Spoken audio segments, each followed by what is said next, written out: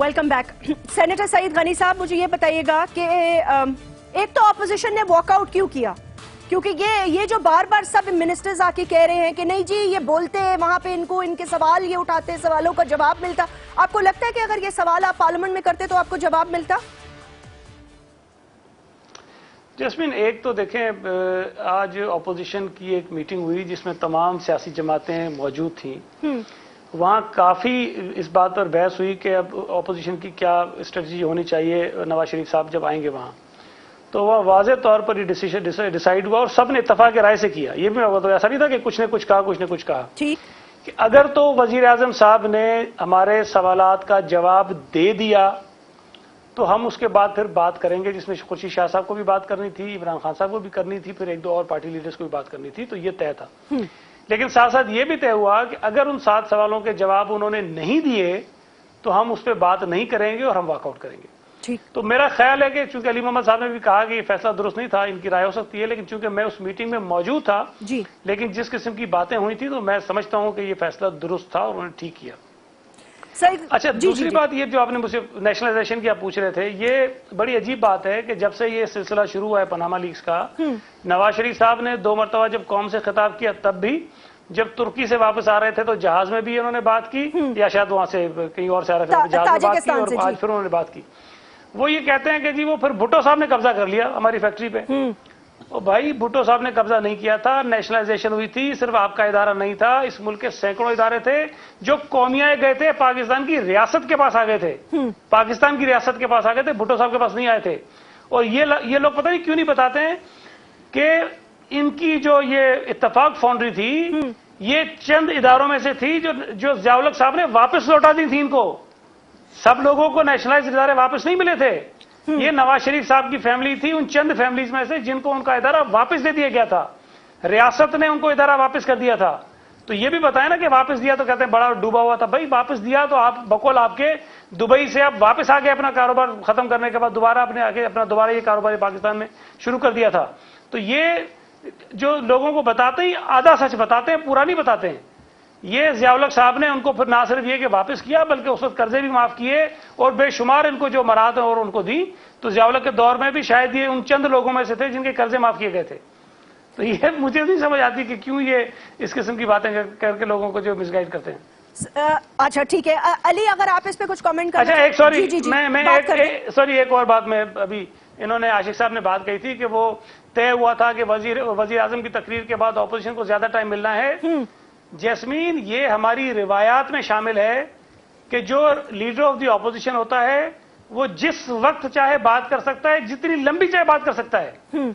उसको ना कोई टाइम तय करना पड़ता है कि जी मुझे आधा घंटा मिलेगा, 1 घंटा मिलेगा, ना ये तय करना पड़ता है कि आपने 2 घंटे बाद बोलना है, आपने 3 घंटे बाद बोलना है। चौधरी निसार की मिसाल आपके साथ मौजूद है, आपके सामने याद है मुझे। जब चाहते थे, जिस वक्त चाहते थे खड़े हो जाते थे, 4-4 घंटे बोलते थे। लोग सो जाते थे, हाउस छोड़ के चले आते थे, वो बोलते रहते थे। तो खुर्शीद शाह साहब को, स्पीकर साहब के लिए किसी खास मेहरबानी की जरूरत नहीं थी कि उनको टाइम दिया जाना था और उन्होंने बात करनी थी। वो जिस वक्त चाहें जब चाहे बात कर बिल्कुल, सकते हैं, ये उनका पार्लियामानी राइट है। इनफैक्ट सारे मेंबर्स का ये और पार्लियामानी लीडर्स का ये राइट है, right given by the constitution. नहीं, लेकिन लीडर ऑफ द ऑपोजिशन की कोई लिमिट नहीं है, कोई टाइम नहीं है। जब चाहें, जिस वक्त चाहें, जितनी चाहें बात कर सकते हैं। ओके, मुझे ये बताएं अली, ये जो अगर TORs आपके तय हो जाते हैं और दूसरा आप ये कह रहे हैं कि आज जो प्राइम मिनिस्टर ने ये खुशाइन कदम उठाया और ये TORs पे बात करने का, ऑब्वियसली इसका बैकग्राउंड ये है कि चीफ जस्टिस ने हुकूमत के जो TORs है उन पे कमीशन बनाने से इनकार कर दिया। वो जो है ना, वो कहते हैं कि गैर मुमकिन है कि हालात की गुत्थी सुलझे, अहले दानिश ने बहुत सोच के उलझाई है। तो कामयाब साहब ने ऐसा कर दिया है कि कहानी उन्होंने वो नानी अम्मा की छेड़ दी है दोबारा कि हमारे साथ ये हुआ और वो हुआ, इतना उलझा के रख दिया है कि अब अल्लाह ताला के फजल से पोजीशन अब गुत्थी को सुलझाती रहेगी। और मियाँ साहब what does he basically want? मियाँ साहब को पता है कि अगर मनी ट्रेल पे एक इंडिपेंडेंट इन्वेस्टिगेशन होती है तो वो तो फिर उसमें पकड़े जाएंगे। He wants to gain time। पहले क्या वो आज स्पीच के जो उनके पॉइंट्स ले रहा था तो उन्होंने ये कहा कि मैंने मुनासिब समझा कि वक्त ज़ाया किए बगैर ऐसी कोई बात की कि पार्लियामेंट में आके, ओ भाई आप किधर पार्लियामेंट आ रहे थे? ये जो पनामा लीक्स जब से लीक हुई हैं उसमें एक कौमी असम्बली का सेशन मुक गया। یہ دوسرے میں آپ تب آئے جب ہم نے 4-5 دن کنٹینیوسلی پچھلے ویک میں ہم نے بائیکاٹ کیا کہ میاں صاحب کو آنا چاہیے. تو ایک تو یہ بات, اگر آپ کو اتنی جلدی تھی اس کو سلجھانے کی, جس طرح میرے بھائی بھی بات کر رہے ہیں عاشق صاحب, کہ ہم چاہتے ہیں جلدی سے جلدی ہمارا نام کلیئر ہو, تو یہ نام کو کلیئر کرنے کا یہ طریقہ ہے کہ اپوزیشن کی ڈیمانڈ پہ اور آنے کے بعد آپ نے جواب کون سا دیا ہے, کون سی ایشو کا جواب دیا ہے آپ نے؟ تو پاناما لیکس کا نام تک لینا مناسب نہیں سمجھا. اور ایک اور چیز جو اس قوم کو یہ ایک مس ڈائریکٹ کر رہے ہیں کہ آئیں اور اپنے ثبوت لے آئیں. کیوں بھائی, ہم کیوں ثبوت لیں؟ ہم کوئی اسٹیٹ ہے؟ ہمارے نیچے کوئی نائب ہے, کوئی ایف آئی آر ہے, کوئی اپنا ایف بی آر ہے, کوئی آپ کی جو ایف آئی اے وہ کوئی خورشید شاہ کو رپورٹ کرتی ہے, یا آپ کی جو اسٹیٹ کے ادارے ہیں وہ عمران خان کو صبح شام رپورٹنگ کرتے ہیں؟ وہ تو آپ کے نیچے ہیں. اور یہ کدھر سے لیک ہوئی ہے؟ یہ کوئی ادھر سے کوئی جاسمین منظور نے یہ سارا سب کچھ لیک کیا ہے؟ یہ تو ادھر سے لیک ہوا ہے. تو دنیا میں جہاں بھی پاناما لیکس پہ کسی نے استعفیٰ دیا یا جو بھی اس میں ایشو کریٹ ہوا ہے, کہیں اس کی کریڈیبلٹی کوسچن نہیں ہوئی. لوگوں نے اپنے آپ کو ایکسپلین کرنے کی کوشش کی ہے. جن میں اخلاقی جرات تھی انہوں نے استعفیٰ دیا ہے. میں آج بھی یہ بات کرتا ہوں, عمران خان آج بھی اپنی اس بات پہ قائم ہے. جوائنٹ اپوزیشن کی خاطر ہم نے اس بات سے سٹیپ بیک کیا, جو پیپلز پارٹی کا بھی موقف ہے, جو ان کے لیڈر ہیں بلاول صاحب, انہوں نے بھی جو سپیچ کی کشمیر میں, آزاد کشمیر میں جا کے, انہوں نے بھی یہ بات کی کہ میاں صاحب you should step down, morally you should step down. Why? The reason is you're not ordinary Tom, Dick and Harry. You are a guy who is in power since last 35 years. سابق جو chief justice ہے نا, جن کی campaign چلائی تھی, 70 سال کی پاکستان کی زندگی ہے, 35 سال. عاشق حسین صاحب میری بات سنیں, میں آپ سے ایک سوال یہ کرنا چاہتی ہوں کہ سر جو سابق چیف جسٹس ہے نا, جن کے لیے آپ نے باقاعدہ, آپ کی پارٹی نے خاص طور پر ایک کیمپین چلائی, اور یہاں تک کہ پیپلز پارٹی کی حکومت گرانے تک کی نوبت آ گئی جب گجرانوالہ میں فون آ گیا, اور پیپلز پارٹی کی آج وہ اپوزیشن جسے آپ کہہ رہے ہیں نا کہ یہ انہوں نے اپوزیشن ہائی جیک کر لی, یعنی کہ اعتزاز احسن اور جیسے سینئر لوگوں کو, ان لوگوں کی وجہ سے جو چیف جسٹس آزاد ہوئے, جن کی قربانیوں سے اور آپ کی وجہ سے, انہوں نے تک کہا ہے کہ سر آپ کا مورل گراؤنڈ اتھارٹی اب نہیں, آپ کو استعفیٰ دے دینا چاہیے آپ کے پرائم منسٹر کو. دیکھیں, وہ میرا نہیں خیال فیصلہ کرنے کی پوزیشن میں ہے, اور جب تک وکلاء کا وہ تھا دور, اس کے اندر آپ کا بھی بہت رول تھا, اور ہماری جماعت پاکستان مسلم لیگ نون کا بھی ایک بہت اہم کردار تھا, اور میڈیا کا, سیول سوسائٹی کا. سو ایک علیحدہ بحث ہے. میرے بھائی علی محمد خان صاحب نے کہا کہ جی سٹیپ ڈاؤن کر جائیں. ایک ملک کا الیکٹڈ وزیر اعظم 2/3 میجورٹی لے کر صرف ان کے کہنے پر, کیونکہ یہ بھی ایوان کے اندر موجود ہیں, نام بڑا ہے, اور ان کی بات مان کر سٹیپ ڈاؤن ہو جائیں. اور سٹیپ ڈاؤن کیوں ہو؟ کیونکہ آف شور کمپنی ان کے نام پر نہیں ہے, کیونکہ ان کا نام کہیں نہیں آیا, اور جس جرم کی خاطر یہ ہمیں مشورہ دے رہے ہیں کہ ہم سٹیپ ڈاؤن ہو جائیں, وہ تو جرم خود عمران خان صاحب اس جرم کے پائنیئر ہیں, ان کی ہمشیرہ اس جرم کی پائنیئر ہیں. اگر ہمارے میاں نواز شریف صاحب کے خاندان کے اوپر بحث و مباحثہ ہو سکتا ہے, 2 مہینے ٹاک شوز چل سکتے ہیں, تو اس کے اوپر کیوں نہیں ہو سکتا کہ 1983 کے اندر عمران خان صاحب was the pioneer of of شور کمپنی. جب لوگوں کو, جس طرح آج کہا گیا خواجہ آصف صاحب نے, کہ جب لوگوں کو آف شور کے سپیلنگ نہیں آتے تھے, عمران خان صاحب کی تب کی آف شور کمپنی تھی. اس کے بعد دیکھیں بات ہوئی کہ احتساب کی, ہم نے انکوائری کمیشن بنایا, اس پہ اعتراض, اس کے بعد ہم نے پارلیمنٹری کمیشن, پیپلز پارٹی نے کہا, اس پہ اعتراض, پھر ایف آئی اے, میری گزارش سن لیں, ایف آئی اے پہ اعتراض. آپ دیکھیں جوڈیشل کمیشن بنا, ٹی او آرز, وہ ٹی او آرز جو کک بیکس کو بھی چھپا رہی ہیں, جو لون ایگزیمپشن کو بھی چھپا رہی ہیں, ان ٹی او آرز کو مان جائے. کیوں؟ کیونکہ اپوزیشن نے بنائی ہیں, اور جو ہم نے بنائی ہیں, کیا ہمارا ہر کام گندا, اپوزیشن کا ہر کام پوتر, صاف ستھرا؟ دیکھیں یہ کوئی موازنہ نہیں ہے.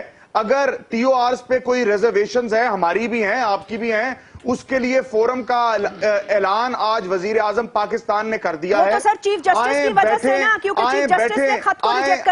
آئیں بیٹھیں اس فورم کے اندر اور ٹی او آرز پر فیصلہ کریں.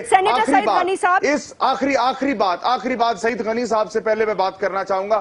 سب سے زیادہ اس پورے ایونٹ کا جو مزہ لے رہی ہے نا, وہ ہے پاکستان پیپلز پارٹی, کیونکہ ان کے اوپر سے نظریں ہٹی ہوئی ہیں اس کرپشن کی, جس کرپشن کی وجہ سے 2013 کے اندر, میں نہیں کہہ رہا پاکستان کی عوام نے 2013 کے اندر पाकिस्तान पीपल्स पार्टी को ना वोट देने की one of the main reasons was corruption.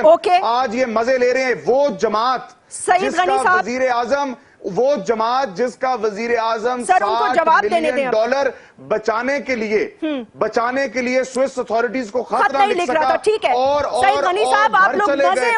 जमात आज क्या करप्शन पे बात कर रही है। मुझे तो यकीन करें, मुझे समझ ही नहीं आ रही कि ऑपोजिशन चाहती क्या। पहले ये फैसला कर लें कि क्या सियासत करनी है या क्या इसी तरह घूम के बाद इलेक्शनों तक। सेनेटर सईद गनी साहब कह रहे हैं पीपल्स, सब कह रहे हैं पीपल्स पार्टी बेनिफिशियरी है इसकी। जैस्मीन, एक तो या तो मेरे दोस्त को पाकिस्तान की सियासी तारीख का इतना इल्म नहीं है, जानबूझ के अनजान बन रहे हैं। पाकिस्तान की सियासी तारीख में जितनी political victimization, character assassination Peoples Party की लीडरशिप की हुई है, शायद किसी की नहीं हुई है। पीपल्स पार्टी ऑपोजिशन में होती है तो दीगर जमातें हमारा एहतसाब करती हैं, हुकूमत में होती है तो अदालतें हमारा एहतसाब करती हैं। वाहिद जमात है जिसके वजीर भी अदालतों में जाते रहे, जिसके वजीर आजम भी अदालतों में जाते रहे, जिसके सदर के खिलाफ भी केसेस चलते रहे। पीपल्स पार्टी के अलावा किसी के नहीं चले। पीपल्स पार्टी पर अगर इल्जाम लगा तो हमने अदालतों में केसेस कंटेस्ट किए, अदालतों में शवायद की बुनियाद पे हम बरी हुए, शवायद की बुनियाद पे। जबकि पीएमएलएन की लीडरशिप के खिलाफ जितने केसेस आए, मैं चैलेंज करता हूं, उनको शायद नहीं पता होगा, मैं तफसील आके दे दूंगा सारी। कोई एक केस मुझे बताएं जो मेरिट पे डिस्पोज ऑफ हुआ हो, कोई मेरिट पे कि अदालत ने यह कहा हो कि जिनके खिलाफ शवायद मौजूद नहीं है लिहाजा ये केस खारिज हम करते, कोई एक केस बताएं। इन्होंने हमेशा अदालतों से नाजायज तरीके से फैसले लिए हैं, और अभी भी जितने नैब में केसेस थे जो डिस्पोज ऑफ हुए हैं या जो क्वाश हुए हैं, इस बुनियाद पर अदालत ने कहा कि इनके खिलाफ तो ये सियासी इंतकामी कार्रवाई थी, लिहाजा ये केसेस चलाए ना जाए, इनको क्वाश कर दें। केसेस चले ही नहीं, क्वाश करा दिए गए। तो हमने अल्हम्दुलिल्लाह हमारे ऊपर इल्जाम लगे तो अदालतों से अपने आप को क्लियर करवाया है। ये अब भी समझते हैं कि हमारे ऊपर केसेस होने चाहिए, हुकूमत इनकी है, इदारे इनके हैं, नेब इनके इशारों पे चल रही है, चलाइए केसेस, चलाइए। हमने किसने किसी को रोका है? लेकिन जी सईद भाई और आशिक हुसैन साहब और अली मोहम्मद, इसी नोट पर मुझे इख्तिताम करना होगा क्योंकि वक्त बिल्कुल नहीं है। आगे जाके देखना होगा कि क्या TORs बनते हैं, नहीं बनते, मामला किस तरफ चलते हैं। नाज़रीन, more updates for you tomorrow इंशाल्लाह। अपना ख्याल रखिएगा। अल्लाह हाफिज।